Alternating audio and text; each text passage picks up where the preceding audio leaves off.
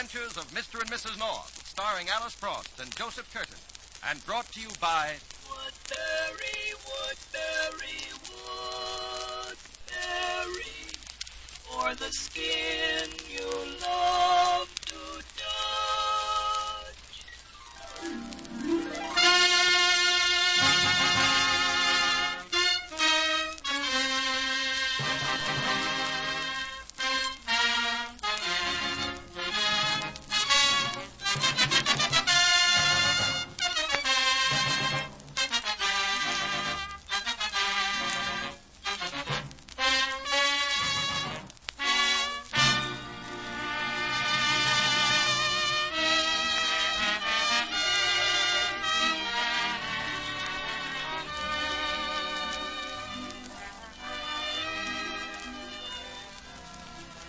Jerry and Pamela North, those lovable, laughable salvers of mysteries, are in the Gypsy Cavern, a bizarre cellar hideaway in Greenwich Village. It's 3 o'clock in the afternoon, and there's no telling when they'll get out because Pam is having her palm read by Madame Zora. Yes. It is all quite clear. What's clear, Madame Zora? Probably that you need your nails done, Pam. What do you see, Madame Zora? Much is revealed here. Your life is exciting. Interesting things are going to happen soon. Yes? I see a man. Dark, swarthy man coming into your life. What's his name? That I cannot tell. But soon, quite soon, he will cross your path. Jerry, isn't that wonderful? Not for my money. I don't like dark, swarthy men coming into my wife's life. Oh, Jerry, are you jealous? Not jealous, just cautious, darling. But first, let's see what sort of a gent he turns out to be. Oh, yes. Can you tell us, Madame Zora? I can tell no more. That is all for today. But, Madame Zora... Please, excuse me. Certainly. Just when it was getting interesting. She certainly puts on a swell act for $5. I think you believe every word she told you, Pam. Of course I don't, silly. Look, Jerry, there's somebody who apparently does believe Madame Zora. Who? That man at the table in the back of the room. When did he come in? I thought the place was deserted. You know, Jerry, he looks very familiar. Ah, the dark, swarthy man, perhaps. No, Smarty. It looks like Grover Fairchild. I'll say it does at that. But the candles on these tables don't give much light. Now, what would a big banker like that be doing in a place like this, Jerry? And at this time of day? He's evidently consulting Madame Zora. Oh, that's ridiculous. Mr. Fairchild wouldn't believe a fortune teller. Why, he owns 5 banks, doesn't he? I think it's 6, and a couple of railroads thrown in. But he is having his fortune told, Jerry. There's no doubt of it. Come to think of it, there are lots of big men who believe in seers and fortune tellers. But a man like Grover Fairchild... Now, Pam, dear, you believe what Madame Zora told you. Oh, I did not. Besides, I'm different. I'm a woman. That's the perfect defense. Well, I don't own 6 banks, do I? And if I want to believe Madame Zora, I can, without risking the money of a lot of poor depositors. That's right, dear. All you risk is my $5. Jerry, do you know Mr. Fairchild well enough to speak to? Why? I want you to ask him if he really believes in fortune telling. Oh, don't be silly, Pam. Come on, Jerry. Madame Zora just left his table. All right. Oh, here, darling, don't forget your gloves. Oh, thanks. If it isn't Grover Fairchild, then he's say. What's Fairchild, all right? Jerry, he looks strange sitting there. He hasn't taken his eyes off that candle. Shh. Here, you, Pam. How do you do, Miss Fairchild? Jerry, there's something the matter with him. Miss Fairchild. Good Lord. Jerry, don't touch him. Oh, Jerry! He's dead.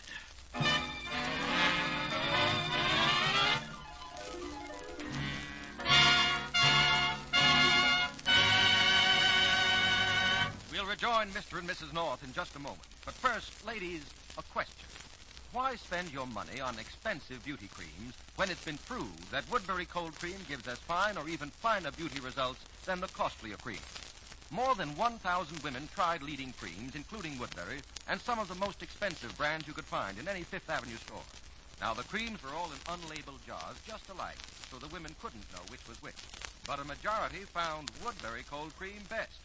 Yes, you can't give your skin better beauty care than with Woodbury Cold Cream, no matter what you pay. And here's why. Its makers have been experts in skin care for more than 60 years. And they've put into Woodbury not just 1, but 4 special softening and smoothing ingredients. Also, there's an exclusive element in Woodbury acting constantly to keep the cream in the jar absolutely pure. No other cream at any price has this safeguard against germs which may cause blemishes. And just think, you can try this remarkable Woodbury cold cream for a mere 10 cents. Or get the big economy jar. It has 10 times as much cream for just 75 cents. If, after using Woodbury cold cream just 7 days, your skin isn't softer and smoother, definitely lovelier, return that jar to Woodbury at Cincinnati, Ohio, and we'll send you twice what you paid. That's Woodbury. Now, you'll save so much by changing from your expensive cream to Woodbury that you can buy more war stamps. Yes, you'll be lovelier and richer. Start tonight with Woodbury cold cream.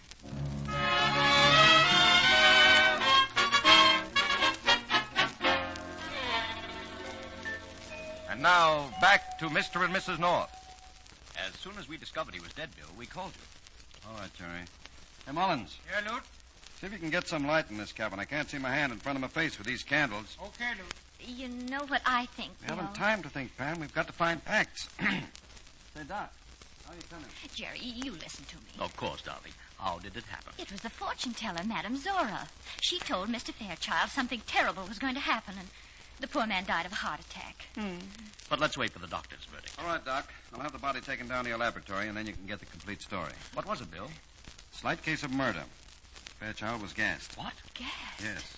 The medical examiner doesn't know exactly what kind of gas. Some chlorine compound, he thinks. Oh. But it finished off Fairchild. I knew it. It's that fortune teller, Bill. Who? Madame Zora. She was sitting at the table with Mr. Fairchild just before we found him dead. Where is she? Gosh, I forgot all about her in the excitement. I haven't seen her around since. Well, we'll have to find her and question her. First, I'd like to get a few things straight. When you first saw Fairchild at this table, he was alive. Yes, at first we weren't sure it was he. The room is so gloomy. We were sitting way in the front, Bill. Mm-hmm. And this fortune teller, Madam, what's her name? Madame Zora. She was sitting with him. Oh, pardon me, but may I come in, please? I'm sorry, mister, you can't come in. This place is closed to business. I'm not a customer. I've come to get Mr. Fairchild. You what? I'm Mr. Fairchild's private secretary, and I... Oh, Mr. Fairchild. Just a minute. What's wrong? What's the matter with Mr. Fairchild? He's dead. Great heavens. I don't think I caught your name. I'm Bruce Harvey. I drove here with the chauffeur to pick Mr. Fairchild up. He has a board meeting at 3:45. Well, you can't make it. How did this happen? I think we'd better ask the questions, Mr. Harvey. Are you the police? Lieutenant Weigand, homicide. Then it's murder. That we're going to find out. What was Mr. Fairchild doing in a place like this? Why, he always came here. Every Friday at 3 in the afternoon to consult Madame Zora. You mean he had his fortune told every Friday? Well, I wouldn't say it was exactly fortune-telling. Mr. Fairchild had great confidence in Madame Zora's predictions. She gave him business advice. Just a minute, Mr. Harvey. You mean to say Grover Fairchild ran his banking business on the tips he got from this Madame Zora? It would seem improbable to anyone who didn't know Mr. Fairchild, but he was, shall we say, intrigued by prophecies and the occult. How many people knew about Mr. Fairchild's fascination for the mystic? Well, he made no secret of it. In fact, he has tried to influence many of his business associates to follow Madame Zora's advice. Fine way to run a bank. Lieutenant, I shall have to make a report on this to the members of the board. Could you please tell me a little more? Well, I'm pretty busy. Perhaps Mr. North will tell you what he knows. I'd be glad to. Got to find that fortune. Perhaps I'd better write this down, Mr. North. Let me see. It's now 3:35. What a strange-looking watch, Mr. Harvey. This? Oh, yes. It's an old French make, an antique. Beautiful. Does it ring bells? No, but I have several that do. Do you collect watches? Yes. I have one of the largest collections of old clocks and watches in the country. Now, if I could trouble you for a few details. Oh, it's no trouble at all. Only, Jerry, can you hurry? We should be going. Huh? Could you tell me the approximate time Mr. Fairchild died? Well, it was about 15 or 20 minutes ago. That would be around 3:15. I'll just note that down. Well, there's not much more I can tell you. Jerry, we must go. Oh, Pam, we can't walk out in the middle of things. Jerry, it's very important. Now, you're the one who found the body, Mr. North? Yes. Mr. Harvey, would you please excuse us? My husband and I have a very important engagement. Why, certainly, of course. And there's really nothing more we can tell you. Well, goodbye, Mr. Harvey. Goodbye, Mr. Harvey. Yes, goodbye. Pam, what have you got stewing around in that head of yours? I'll tell you in the taxi, Jerry. Oh, we're taking a taxi, are we? Yes, darling. We're going to the elite fashion shop on Fifth Avenue.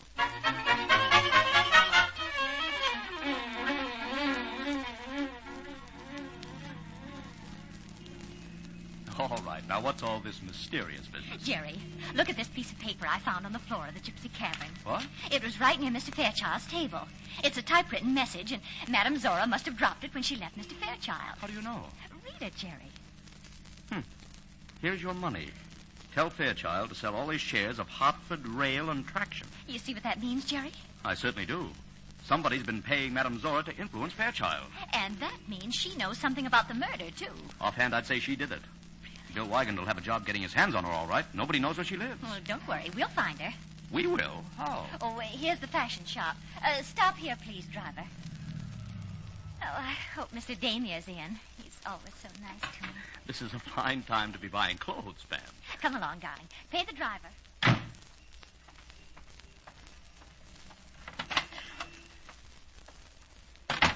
Oh, Mrs. North. And Mr. North, what a pleasant surprise. Good afternoon, Mr. Damier. Oh, I'm so happy you dropped in. Our latest creation, the hat of your dreams, it's just been delivered by our finest designer. And, Mrs. North, you are positively the only person in all New York I'd allow to wear it. It was made for you. Really? Oh, Jerry, isn't it lucky we came? I shall have it brought out. Mademoiselle Goldberg, fetch the new creation, the turban model. The one I said was only for Mrs. North. When you see it, Mrs. North, you'll fall in love, but instantly. Oh. Pam, you came for something else, didn't you? Oh, yes, Jerry, but there's no harm in looking at the hat now that we're here. Oh, did you have something else in your mind? Oh, yes, Mr. Damier.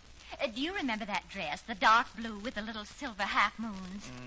There was a lovely bracelet with half moons that went with it. Oh, of course. You sold it to Madame Zora, didn't you? Yes, at last, 3 days ago.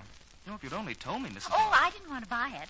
But when I saw Madame Zora wearing it, I knew she got it from you. It is a most striking outfit. Oh, it's terribly smart. Tell me, did you deliver the dress to Madame Zora? Yes, I believe we did. Well, then you know where she lives.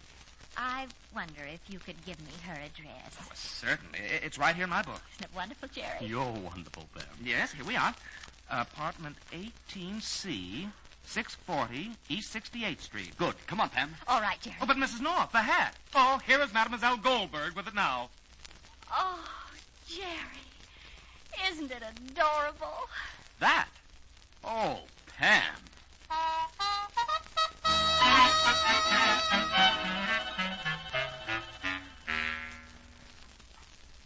Here's the apartment, Jerry. 18C. Spent trying on that hat. She could be in it. Now, come on, dear. Well, it's a pretty expensive apartment for a fortune teller. Well, when you have customers like Grover Fairchild, you can always get along. She must have made plenty in stock deals. This must lead to the living room, Jerry. Pam, what is it? Madame Zora. Good Lord. Is she dead, Jerry? She's been shot. Oh, Jerry. You were right. If I hadn't stopped to try on that hat, we Now, might have Pam, saved dear, it would have happened anyway. She probably came right up here from the Gypsy Cavern, and her murderer was waiting for her. Do you honestly think so? Yes, dear. Now, don't disturb anything. I'm going to telephone Bill Weigand. Let's see. We've got to find the number of that tea room. There's a phone book on the table. I'll find it, Jerry. Oh, don't move anything. There may be clues. I won't, dear. Oh, Jerry, here's her personal phone book with a lot of numbers. Oh, never mind that, darling. Find the Gypsy Cavern. It might be in this. Wait a minute. Yes, here it is. The Gypsy Cavern. AR57942. Okay. AR5. Oh, Jerry, there are lots of numbers. Oh, just a minute, Pam. 4, 2.